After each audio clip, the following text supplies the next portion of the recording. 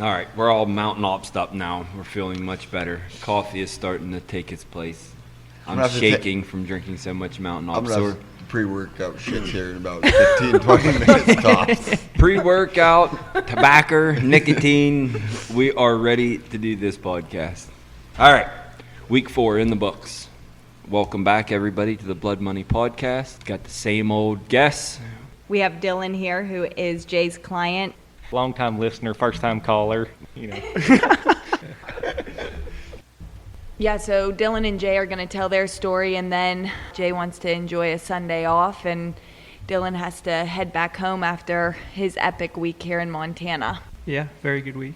Back from our mule deer adventure. We're up in the bear den.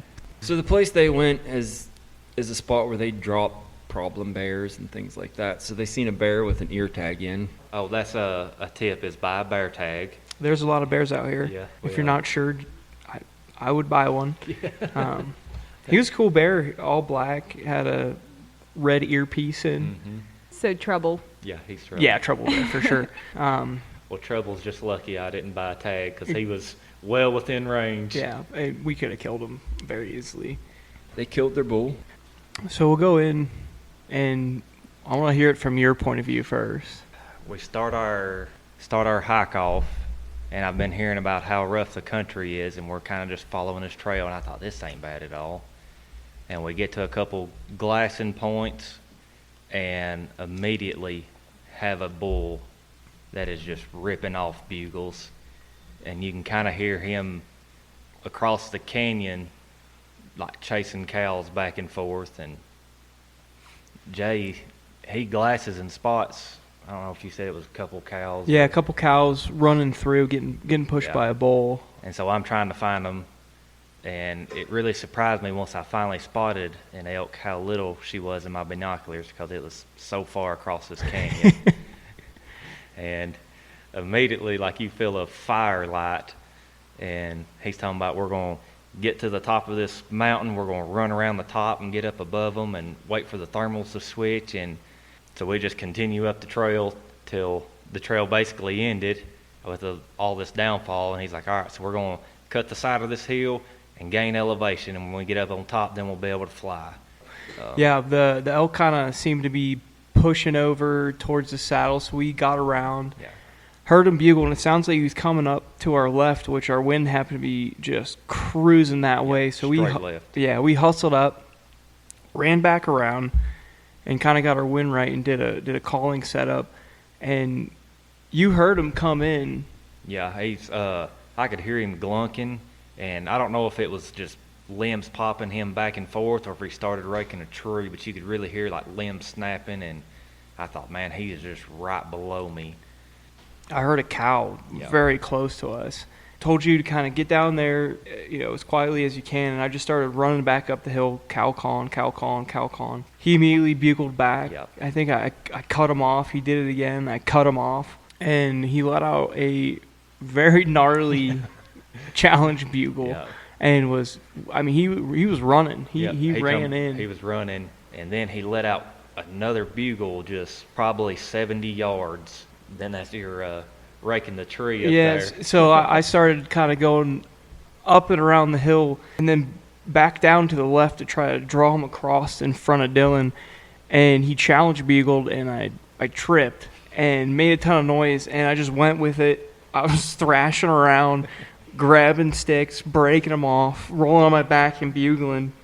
And, he kind of turned and then went into how many yards? I would have guessed about 25 yards. He was kind of behind two down trees, so I went ahead and got drawed back, and he stepped out, and just when I released my arrow, we stepped it was like 10 or 12 yards. I watched my arrow completely just blowed through him. I knew it was clean pass through, but I was not happy I was back. I got another arrow knocked and got drawed back on him again. It buried up to the fletching. Yeah, it did. Just tried to watch him the best I could, go around the point and just out of sight, just really trying to get a really good idea where he ended up running off. The celebration was on at that point, but I was like, man, we got to make sure, we got to make sure. I came back down the hill, gave you the what and gave me the thumbs up. And started trailing a little bit and really didn't get very far. Saw some blood with very small bubbles. Didn't know if it was maybe diaphragm or just the, frothing off his hair. Thought it might have been liver. Yeah. We decided to back out for the night and get some help coming in to look. Came back in the morning, and as we were walking on the trail, Jay was in the front. Alex was behind him. and I had my head down. I was just starting to look for blood or tracks just in case. I look up and I see the bull laid there, but it just surprised me so much because, like, we have just now really got to where we're going to start looking. Jay and Alex, they hadn't seen him yet. And I was like, what's that right there? Alex said, that would be your bull. That would be your bull. And that was your first successful elk hunt, right? You hunted elk before in Colorado. Hunted before, and I can tell you from then to now, we didn't walk enough then, that didn't cover enough ground. But I don't know that I could ever ask for a better elk hunt, just with the action. Like he said, we didn't have an hour that they didn't bugle. The bull we were talking to wanted to die that day, and he came in. He really acted like he was just the king of that canyon. And, I mean, not a big bull by no means, but just such an epic hunt. Like, he was coming to whoop somebody. Yup. He didn't know that somebody was hiding behind a tree with a bow and arrow. Yeah. And the pack out, that's another experience. You get there and you start quartering him up, and you kind of been hearing some of the jokes of bear this week, and then you get there and they've legit got somebody kind of on bear guard. And Bear attack Ben. That's it, bear attack Ben. He had all the pistols while we were quartering up that elk, and we did it pretty quick. About 45 minutes we were out of there. Pack out was very eventful. We climbed over some big boulders and such. Was back at the truck at 10:30, and Yep. Alex just left everybody and met us at the truck with half an elk on his back. Did he tell you when I hit the trail, I'm leaving? It's usually what he does. No, he pretended he was going to stick around and wait on us. You just watch my headlamp just fade off into the dark. these guys are extremely hard to keep up with. So I was pumped, actually, whenever I heard that they had killed a bull in there.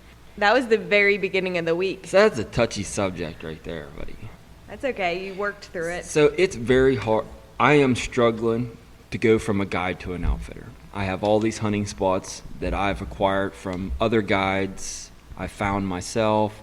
They've been top secret. Being a hunting dude, you're very secretive about your spots because it doesn't take much of anything to get them ruined forever. You think you tell one person, that one person tells one person, and then it's just a chain reaction, and before you know it, your spot is junk, it's garbage, never going to kill anything again. So I have a spot that I've worked pretty hard to acquire all the spots to shoot from in rifle, where all the wall is. I mean, everybody knows that you just do a lot of footwork to figure out places. Now, we always say that we are working as a team and a unit, and that's what separates us apart, and we're going to all hunt together. I got pissed and butthurt about a spot of mine that wasn't my spot, but Ben didn't know, and he tells Jay, our new guide, about this great and glorious place that we get into elk in every time we go. And I keep it. I only hunt it maybe once a week, once every 2 weeks. Don't ever bump it hard, and it always produces a good day of hunting. And now it's ruined. It's not ruined. So Ben shares track marks, right? Oh, yeah, this is at supper, and I'm hearing Sunday bits and night pieces at of this. supper. Walker's giving me the look. He's like, I was scared. I was scared. This is going on over here. They're talking about this spot. And he's like, there's a wallow in the back right here. Is where I was like, oh, my goodness. We tell everyone nobody has their own secret little spots because we're all working as a team. But everybody kind of gets their own little spots that and then it's like a mutual respect. But the two new guys didn't know none of this. I don't think anyone meant anything by it. No, So, honestly, it was very harmless. Jay is just needing to get on some elk. He had a terrible time, but I was fortunate. I took Ben to my hot spot, and it didn't do anything, so he thinks Don't it's worry. junk, so we're all right. don't worry. Ben he's probably selling your onyx spots too. $100 a Waypoint. It's like, you're cut off. I got irritated, butt hurt like a little baby, made it very awkward. And Jay goes in there, and his client shoots an elk. Shoots an elk. And my main concern is dudes go in and hunt spots, and they blow it out. I kept my mouth shut. I didn't really say anything. I told Ben I was upset very. He could definitely feel my frustration. But Jay didn't really know. I just made it awkward for him like some kind of weirdo. But they ended up killing a bull to make things better and to look a little easing. I sent him a bunch of waypoints of the spot. And Walker went in there the day after that and got into some elk. So it was a good learning curve for me. There's no glory in for one person in this. If I try to take all the glory or one person tries to take all the glory, we're not hunting as a unit. And we have to give them spots to go to because certain clients can do certain hunts. Yeah, certain this is clients true. can't. This is So talking it all out, sharing different areas. We don't blow any areas out too bad anymore. I mean, I can go to places that Walker and Alex have both been hunting, and I can hear elk in both of those spots that you guys have been pounding, and that's what's nice. If you send someone to a spot and it's like crickets in that place, the next day you're like, all right. I know everybody out there has a horror story of a hunting spot being burnt. You go your whole life not telling anybody where you're hunting, like keeping it a secret, and then now it's like, I don't think I've ever had a spot taken. Back home, I've never really hunted with anybody except for my dad. He always told me, because people try to get us to take them turkey hunting. He's like, Oh, yeah. you tell them if they find a bird, you'll call them for them. You don't take them to your spot. And I've lived by that for everything. How many spots have ever been ruined for you, Alex? A ton of them. The worst part is it's usually by your good buddies. Buddies that don't have the capabilities that I do, and they just take advantage of me over it. And it's like, wow, I was trying to help you feed your family for this winter, but now I'm not even going to do that because it's not worth wasting my time and burning my spot. So what would be the appropriate protocol for hunting someone's spot? Like, would it only be if they called you and asked you to go with them? Yeah. Yeah, it's like it's somewhere you take them, or you tell them, hey, if you want to kill a bull, here's a waypoint, go here. But you don't do that. So, Ben, tell your part about the spot stealing. How much did you get for that? I could just How punch how much money did you sell that wallow for? Did you feel bad at all? Afterward, duh. Good. Good. You should have been morally just wrecked. Jay Moral- won't even know until he listens to this No, podcast. that's what He I doesn't kinda- even know that. He just thought he got good intel from a good spot, not that it was like Josh's unspoken spot that you don't go in.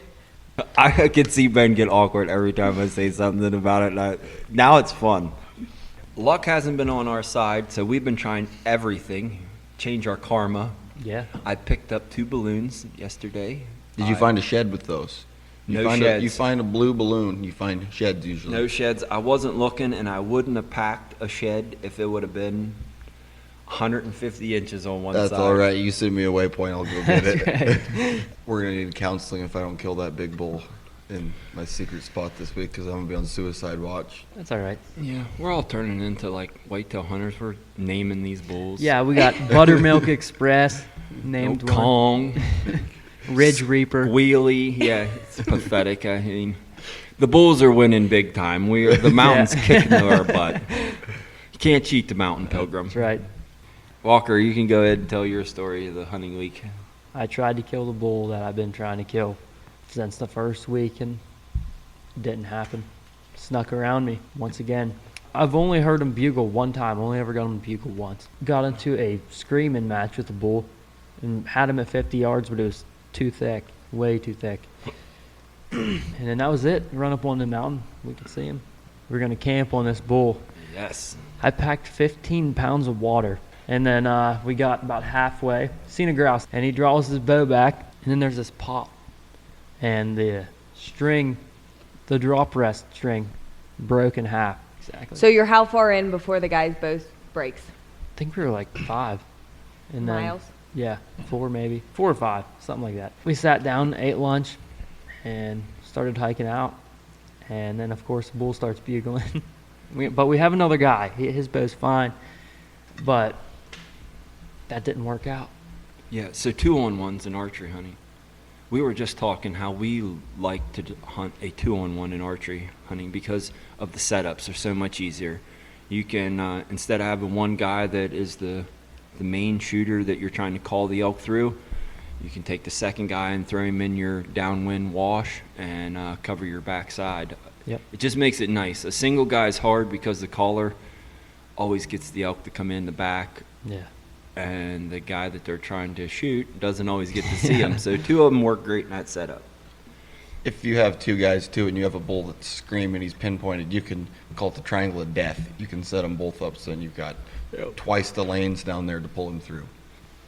All right, so I had my cousin Levi, which I got to do a little hunting this week for myself, which was nice. It has probably been close to 8 or 9 years since I killed an animal, period, with my bow and arrow. And I was lucky enough to kill a bear. We make it about 1.5 miles from camp. We're just hiking down the trail, and all of a sudden, there's a black bear. The elk hunt turns into a bear hunt. I come around the corner of the trail, and I just saw the bear, and click my release on, and I yell range. And matter of seconds behind me, 56 yards. 54 yards, and as the bear's coming, it just keeps counting down. Finally, the bear works to about 45 yards. That was the last range that I got. The bear turned to go into the woods and got his attention and let one fly. Felt awesome. Shot through the bear, hit 2 ribs on each side, stuck in the ground, a foot on the other side. We waited about a half an hour, 40 minutes, which was like pulling teeth to my cousin. He's wanting the elk hunt, and there I am. We're looking for a bear that he knows that we're going to have to pack off the mountain along with all of our camp gear. So we wait. We find the bear. No blood, as usual on bears. It was shot good, but just a couple specks. We start working the bear up, and we threw it on our backpacks and hiked 8.5 miles hunting with the bear and our camp gear. Dumb idea. Stupid. Ended up getting into a bull. As we're hiking off the mountain, the bull bugles back up the mountain, probably 500-600 yards back up, and we broke the golden rule, dropped their backpacks. I couldn't carry my backpack back up that mountain, so we dropped our packs and went back to chasing an elk that we really didn't put a lot of enthusiasm into. I mean, for real, everybody was dying, and they knew that it was going to make it even a longer day, so we kind of made about 5 excuses why we weren't going to get that bull called in. He wasn't talking very good, and we just left. And that was about the extent of the elk hunting for me all week. It's different when you know you got a guide the rest of the season too. It's like, I would love to kill this bull, but at the same time, I need a play for next week. So it was more of a scouting week for me than anything. Yeah. Just burn yourself out being in the woods. It sounds crazy. You're like, burn yourselves out? I would do anything to get to hunt every day. You go through a bunch of trouble to get into a spot, and you're like, man, it's got to pay off. Nope. The elk do not care how much energy you exert. They don't care how much time you put into it. They don't care about your feelings. They only care about living. Right. Living, breathing air, which is ridiculous that we spend all this money and do everything, and they just don't come die. Yeah, exactly. It's unbelievable that these elk don't cooperate. It's just I think they would just be suicidal. So we can talk about that a little bit because people are starting to think about next year's hunts, and I've been getting an increase in calls. We have a forum on our webpage of questions to ask outfitters whenever you're thinking about booking a hunt, kind of the questions you want to pick their brain with. So what's your first one? as far as Oh my God. it seeped out. It seeped out. Do not edit that. Do not edit that out. Alex's bionic butthole is talking. It had something to say about. All right, it was good talking to you guys. I need to go take a shower now. Yeah. Wow. My eyes are watering. So, all right, next. What would you tell guys to ask outfitters before booking? What a day hunt looks like for them, because I know a lot of people, they hunt the morning, they don't hunt the middle of the day, and then they hunt the afternoon, which is, I think, the opposite. Backwards. Yeah, you should hunt the middle of the day more than anything, because 4 legs outwalk too. Yep. At our outfit, the guides are out from 5 a.m. until Dark as 9 well. to 10 p.m. I would say even later in the earlier archery season. So we hunt all day, but there are guys out there that are booking hunts that are surprised when they go to a restaurant for lunch, or they quit in the middle of the day, or they're back pretty early in the evening. So we do not run hours like that, but if that is the type of hunt that you are looking for, that's a good question to ask an outfitter. Just what a typical day looks like, and a typical week looks like. Our hunts run 6 days. So you are hunting from Monday through Saturday and arriving and leaving on Sundays. Some guys are 5-day hunts, so that's also something to take into consideration before putting a down payment onto a hunt. Ben, what is the question you would ask an outfitter if you were booking a hunt? Are we going to kill elk? Let me guess. What's your percentage What's of your kill kills? percentage? That's my favorite.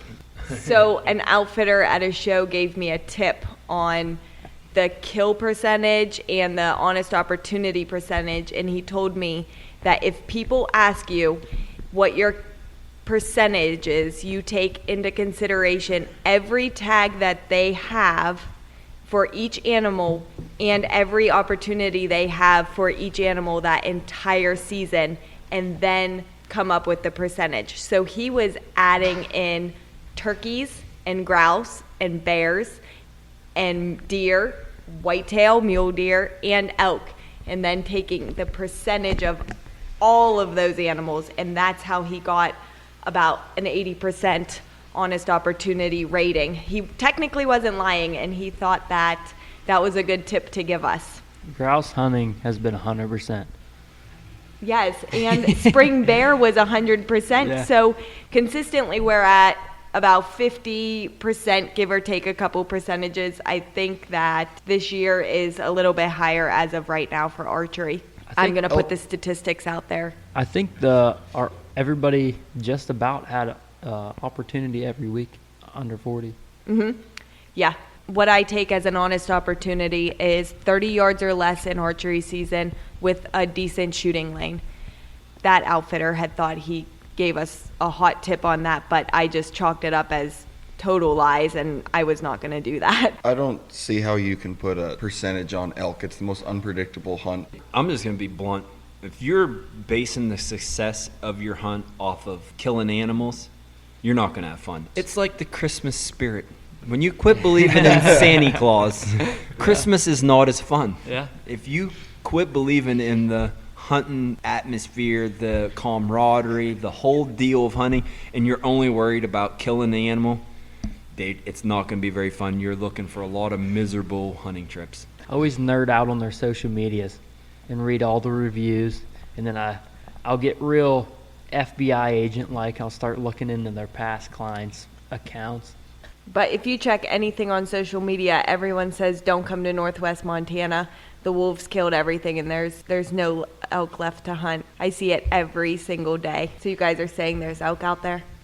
There is elk out there. I think there's 2 or Has- 3, but the Nope. wolves probably got them all, I think. Yeah, They're all Yeah. gone. All Ate up, gone. Gone. So unless you book a hunt with us, there. Unless you book an elk hunt with us, the elk are all gone out of here. They've ate them all. Yep.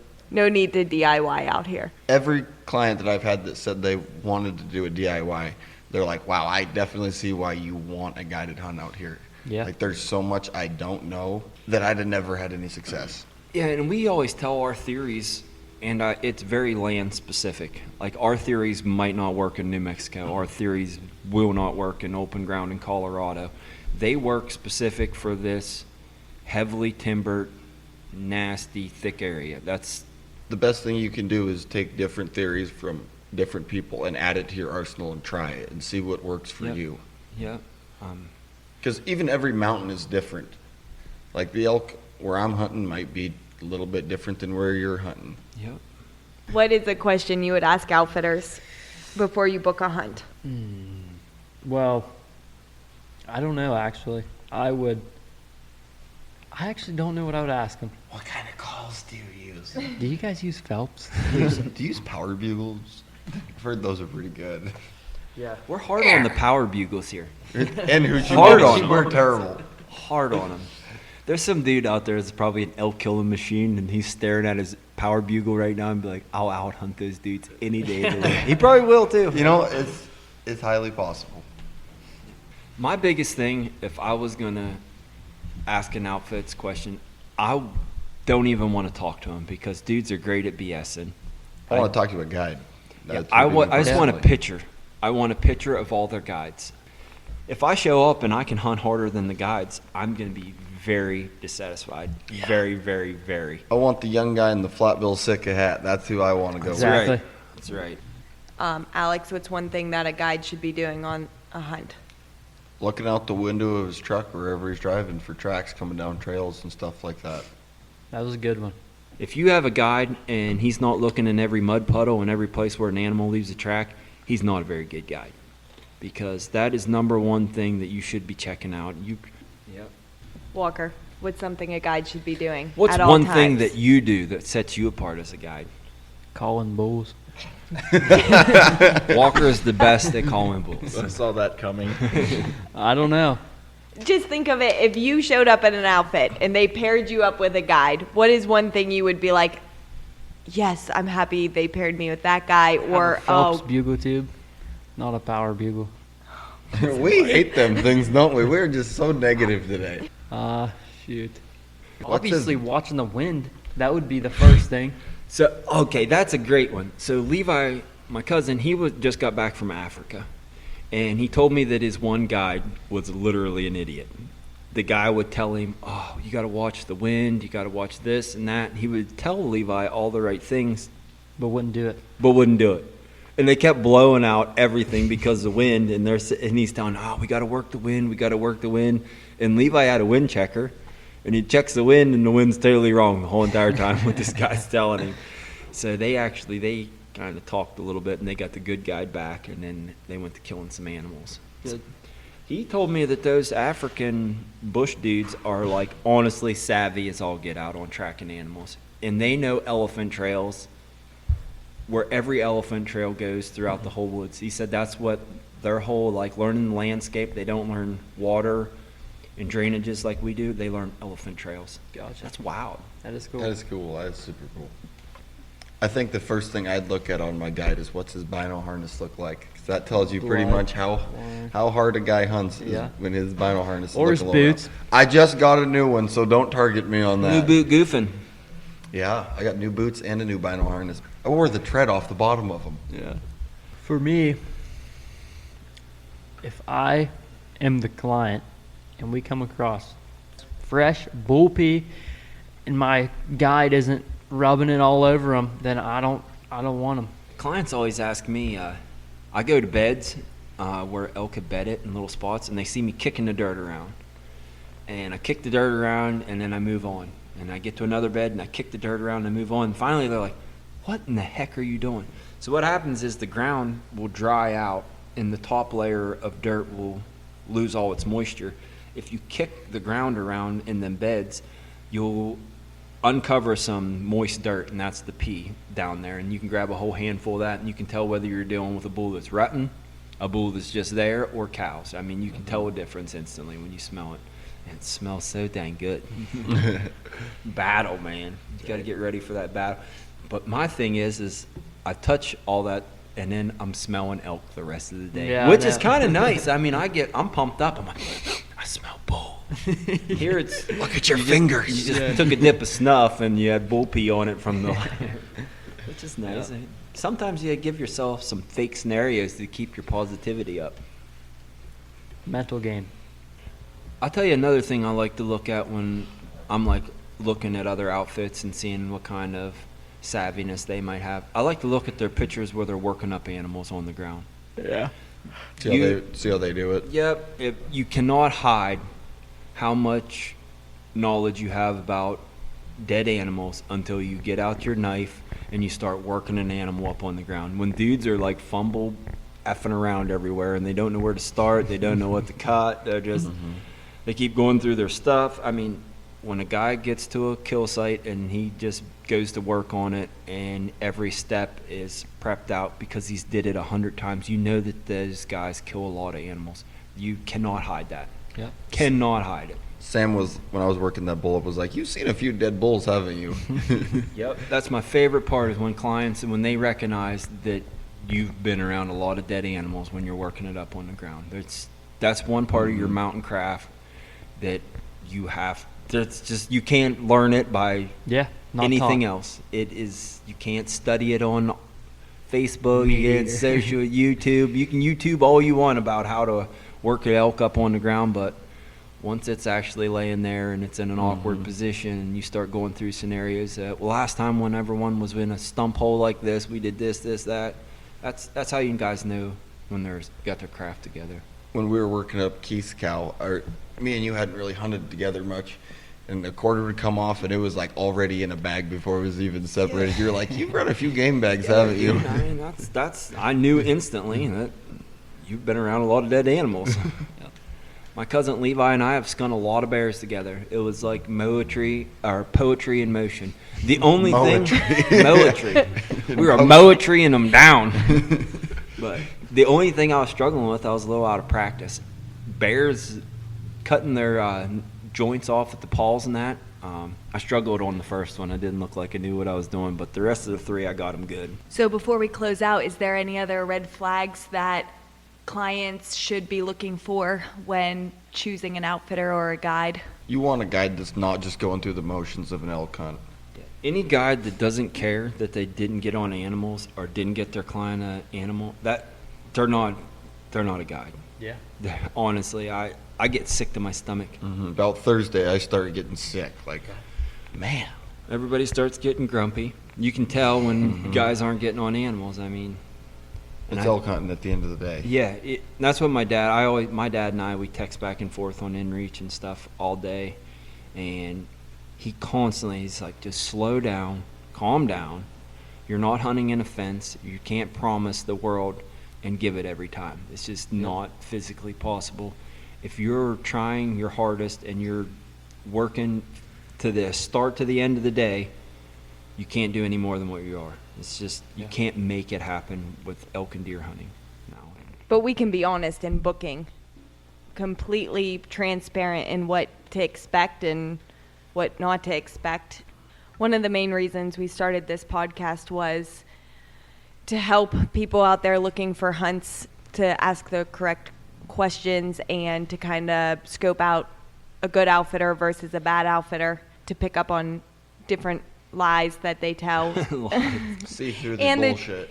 to see through all of it. And we're not in any way trying to make ourselves look the best out there, because we have a lot to learn ourselves. But we also want to help people that are interested in hunting all the states to pick up on what outfitters can do different or how they answer questions, so that you're just not wasting your money. Yeah, we like to do this as an occupation. And it's very hard to do it if people aren't booking hunts. And it may be self-centered just towards us, but we don't want it to feel like it's all one-sided. So we try to look outside the box and figure out what clients want and try to give them their money's worth. All right. All right, so week 4 is in the books. We've done a lot of rambling about stupidness this week. See you next week. Bye. Deuces.